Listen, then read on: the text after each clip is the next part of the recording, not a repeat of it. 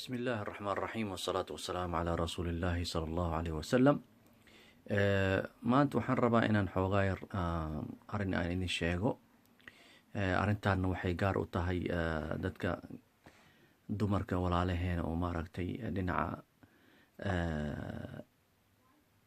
zawaajka maaragtay dhinaca maaragtay nimankooda iyo dhibaato ka dhex taalo oo maaragtay aan isku qol jiifan karin iyo dagaalkooda aan dhammaanaynin iyo maaragtay iyo jaceylka guriga ka baxay. Marka insha Allah badanaana waxa waa sixir tafriiq markuu yahay sixirka maaragtay loo kala saaro la kala geeyo ninka iyo naagtiisa mise xaaska oo maaragtay ninkeeda lagu diro. waxaa badanaa sixirkaas la dhigaa qolka jiifka walaalayaal. marka insha Allah waxaa jiro anaga daa'iman markaan waxyaalahan aan aragno dariiqad maaragtay aan kusoo saarno sixirkaasi. dariiqadaasna waxa waa qolka jiifka ayaad galaysaa adoo weyse qabo. waan la socdaa gabdhaha qaarkooda dhib ayay ku tahay qolka jiifka inay galaan. waxay jiiftaan qolalka kale iyo maaragtay mise qolka fadhiga ayay iska jiiftaan. xoogaa way ku adag tahay laakiin insha Allah waxaa la rabaa inaan qofka oo karti oo isku yeelo. marka insha Allah waxaad galaysaa qolka jiifka, sariirta geeskeeda ayaad istaagaysaa, qul huwallahu waxad ayaad akhrinaysaa. haddana dhinaca kale aad istaagaysaa. waxaa la rabaa inaad maxaad dareemaysaa.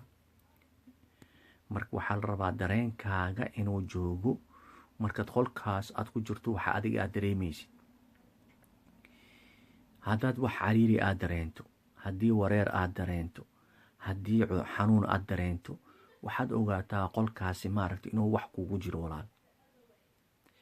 marka waxaad samaynaysaa, gaar ahaan arrintan waxay fiican tahay markaad guriga aad rusheeyso oo wixii aad ku shido inaad arrimahan oo kale inaad samayso way fiican tahay. laakiin haddii inaad waqti u haynin tan kaliya ayaad samayn kartaa. marka waxaad samaynaysaa sariirta maaragtay joodariga ayaad gacantaada oo saan ah ayaad joodariga saaraysaa.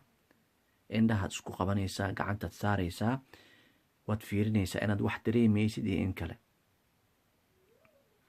haddaad sariirta joodariga waxaad ka dareento waxaad ogaataa joodarigaas inuu wax kugu jiro.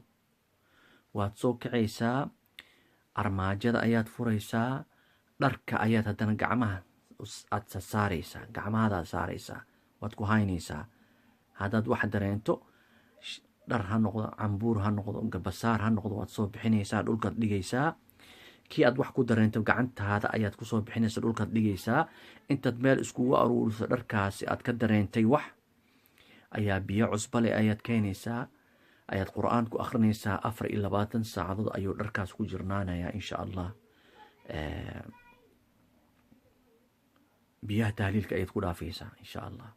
waxaa kuu soo haray joodarigaaga. sariirta hoosteeda ayaad fiirinaysaa, sariirta gadaasheed ayaad fiirinaysaa. mararka qaarkood musmaaraad helaysaa, waxaad helaysaa lafo xayawaanaad helaysaa.